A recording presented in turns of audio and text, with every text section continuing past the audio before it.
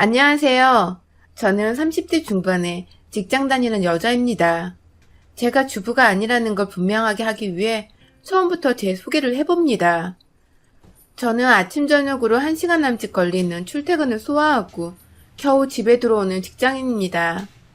제 직장 근처는 집값이 너무 비싸다고 결혼할 때 자기 멋대로 신혼집을 자기 직장 근처의 경기도 어느 아파트로 찜을 해놓은 남편 때문에 부동산에 대해 일도 몰랐던 저는 그저 출근길만 고생하면 되겠거니 하고는 반반 돈을 지불하고 공동명의로 구매를 했죠. 그런데 막상 결혼하고 나서 2년간 살아보니 같은 돈으로 서울 한복판에 아파트를 구매했을 때보다 집값도 덜 올랐고 근처에 산이 있어서 여름이면 벌레들도 드실거리고 아주 싫은 점들만 골라 담은 아파트더라고요. 남편도 자기 고집으로 고른 아파트가 말썽이라 제게 미안했는지 먼저 이사 갈 것을 제안했고 그렇게 한참 알아보다가 기존에 집 팔고 대출 많이 껴서 서울에 있는 아파트로 이사를 갔습니다. 이것도 공동명이었어요. 소중히 돈으로 부담 없이 살 수 있는 아파트를 찾아보려고 정말 눈에 불을 켜고 다니다 고른 아파트인데 하나 걸리는 게 있었습니다. 바로 저희 시댁과 가까워도 너무 가까운 동네에 위치해 있었다는 겁니다.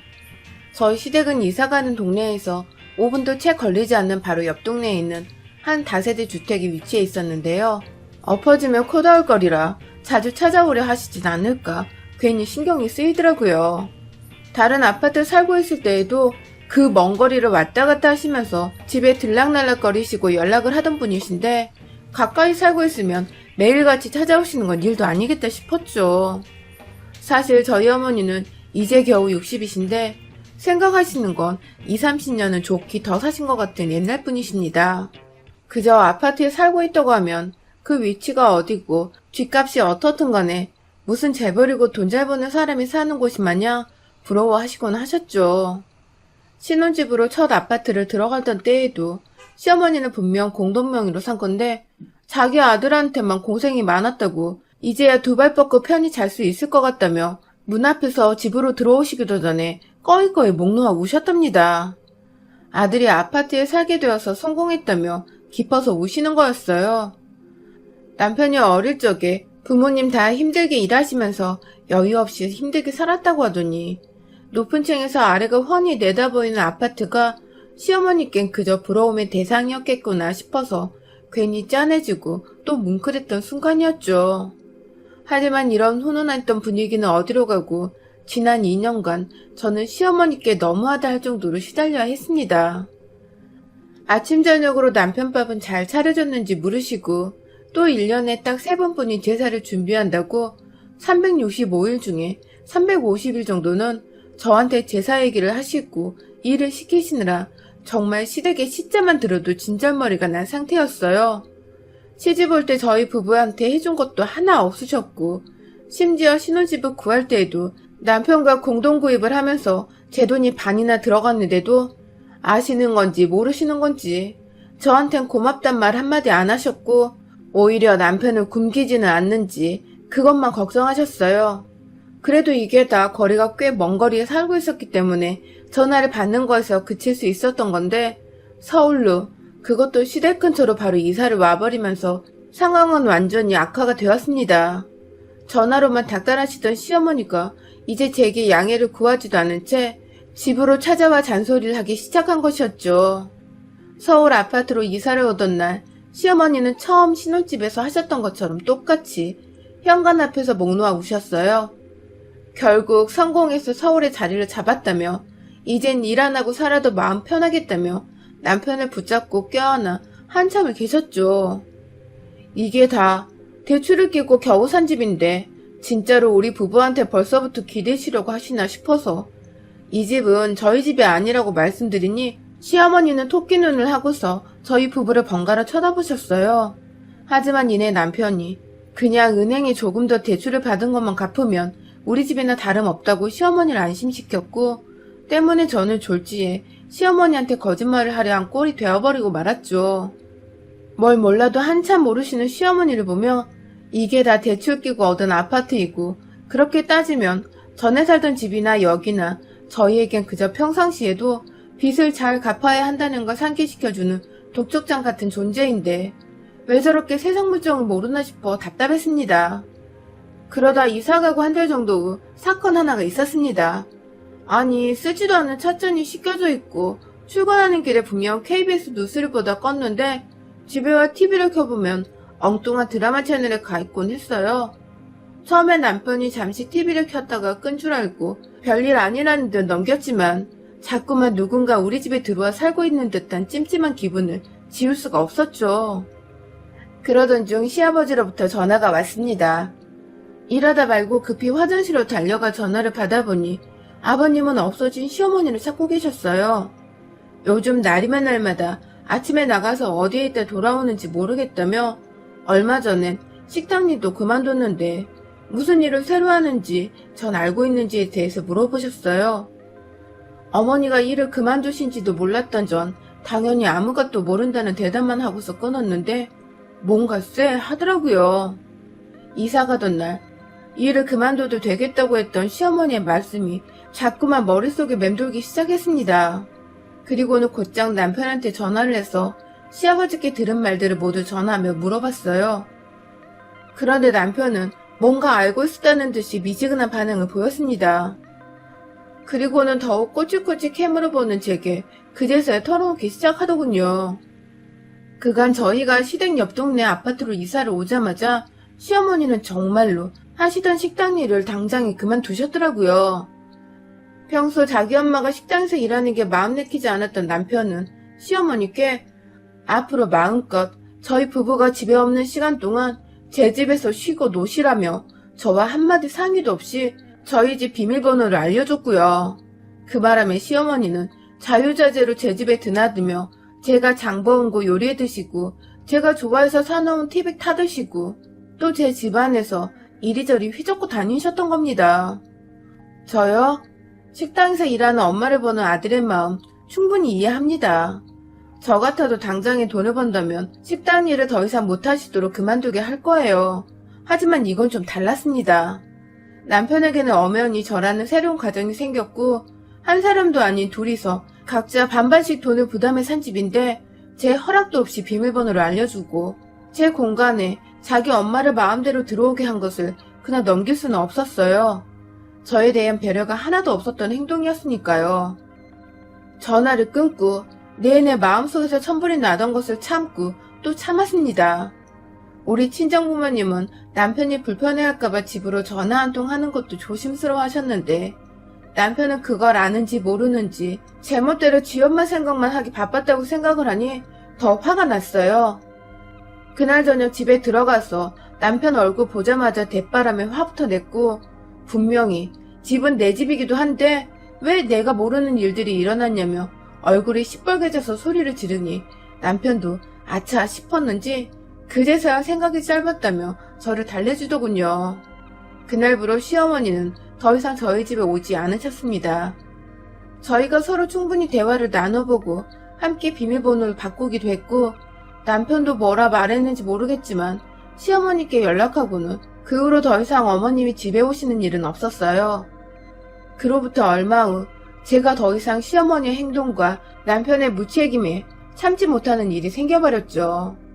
남편에게는 저보다 5살이 어린 20대 여동생이 하나 있습니다. 얼굴도 반반하게 생겼고 시누이도 자기 예쁜 줄 알아서 치장하는 데 돈을 많이 쓰는 걸로 알고 있어요. 남편의 말을 들어보니 비싼 걸 분에 넘치게 구매하는 게 아니라 저렴한 싸구려를 분에 넘치게 구매하느라 아직 취업 못하고 알바로만 살아가고 있는데도 지출이 많아 모아놓은 돈이 별로 없다더군요. 별로 왕래가 잘 없었던 시누이인데 주말을 맞아 모처럼 늦잠 자고 늦은 아점을 먹으며 TV를 보던 중 시누이와 시어머니가 집으로 찾아왔어요. 갑작스레 찾아오셔서 당황해하던 그때 시어머니는 시누이와 함께 거실 소파에 앉으며 저를 앞으로 불러내시더라고요. 제가 얼떨결에 남은 소파 자리를 놔두고 앉아있는 시어머니와 젊은 시누이와 거실 바닥에 앉는 꼴이 되었죠. 잔뜩 상기된 얼굴을 하고 있던 시어머니 표정에 뭔가 좋지 않은 말이 나오겠다 싶던 그때 시어머니가 말씀하셨어요. 시누이 시집갔는데 애단을 보태라고 말입니다. 그것도 남편이 아닌 제 얼굴을 보면서 말입니다. 황당하더라고요. 왕래도 잘 없던 신우이까지 집으로 갑자기 말도 없이 대동하고 와서 한다는 말이 시집 가니까 예단을 좀 보태달라니. 전 신우이가 결혼할 사람이 있는지도 몰랐습니다. 당황해하며 남편의 얼굴을 쳐다봤어요. 남편과는 상의가 된 말씀이냐고 물어보니 시어머니는 기가 차다는 듯 저를 노려보며 그걸 왜 자기 아들과 상의를 해야 하냐는 겁니다. 이런 얘기를 자기 아들과 해야지 누가 며느리랑 얘기하나요? 하도 어처구니가 없어서 어안이 벙벙한 채로 시어머니와 아가씨를 번갈아 쳐다봤어요. 그리고 이내 도와달란 마음으로 남편도 쳐다봤죠. 하지만 남편은 뭐가 그리 안절부절인지 손만 뜯으면 땅바닥을 보고 있더군요. 자기 아들을 째려본다고 화가 났는지 시어머니는 갑자기 앉은 자리에서 일어서며 제게 소리를 지르셨어요. 시집 올 때 한 푼도 안 들고 몸만 온 애가 뭐 그리 잘나서 집도 사주고 살림도 차려준 남편 길을 누르고 사냐며 저를 완전히 아들 길을 빨아먹는 기생충 취급을 하시더군요. 한 푼도 안 들고 왔다니. 이 집이며 살림이며 남들은 남편이 다 해준다는 거 전체가 남편보다 3살이나 더 어렸는데도 모아놨던 돈을 쏟아서 절반을 따보듯 시집을 왔습니다. 그런데 몸만 왔다고 하시는 어머니 말씀을 듣고 나니 열받아 화나는 거 둘째치고 서럽더라고요. 눈에 눈물이 가득 고인 상태로 무슨 말씀이냐고 여쭤보니 속사포처럼 쏟아져 나온 어머니 말씀은 완전히 거짓투성이었어요. 제가 처음 살던 신혼집부터 지금의 집까지 모든 건 남편 명이고 그런 아들의 집이라 좀 편하게 오고 가려 했는데 제가 집에 들어오지 못하게 비밀번호도 마음대로 바꿔놨다는 겁니다. 저는 애단도 없이 공짜로 시집 왔으니 이제라도 돈을 쓰라며 신우이한테 대신 갚으라고 하시더라고요. 집 절반 해온다고 남편이 분명 예단을 해오지 말라고 했었고 또 집 비밀번호는 공동 명의자에 대한 예의라고 충분히 얘기를 하고 함께 비밀번호를 바꾼 건데 그걸 완전히 왜곡해서 시어머니께 말을 전했더라고요. 우리 남편이 말입니다. 완전히 남편이 아니 남의 편이었던 겁니다. 그동안. 신우이한테 대신 다 갚아내라는 시어머니의 말씀에 알겠다고 했어요. 이혼으로 갚겠다고 말입니다. 이 집의 절반은 내 돈이 들어간 내 집이기도 하다며 당신 아들이 뭐라 말하고 다녔는지 모르겠지만 이 집은 분명 공동명의로 된 집이라고 확실히 했습니다.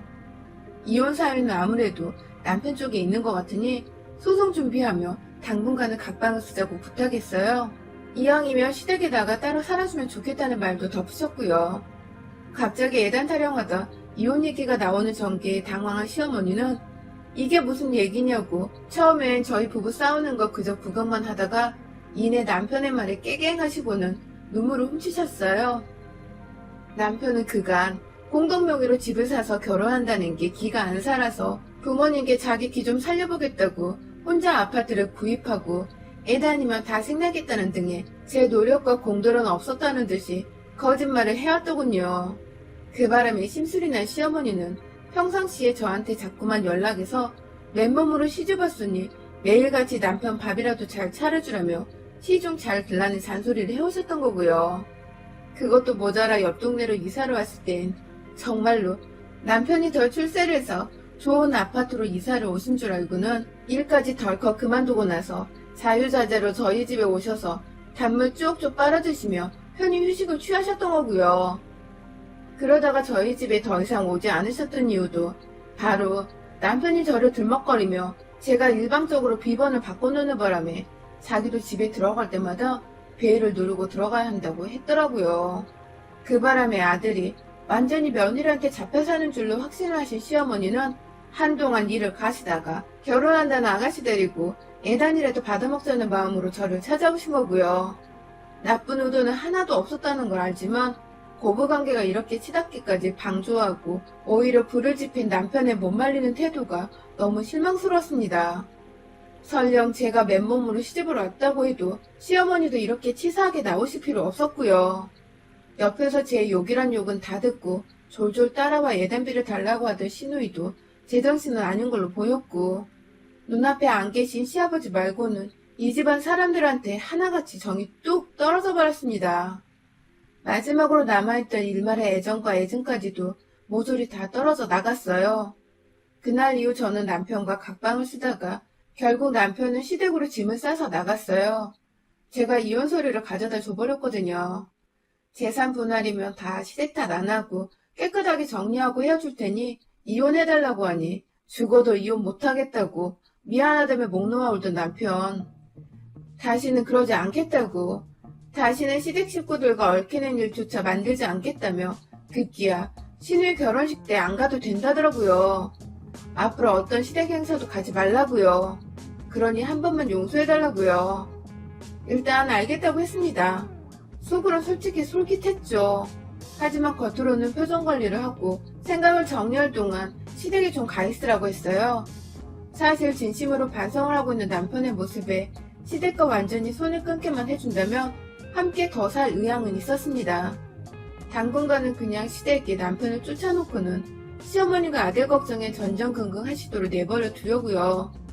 벌써 효과가 있는 건지 시누이를 통해서 잘 모르고 화부터 냈던 것에 대해 미안하다며 연락이 오고 계시네요.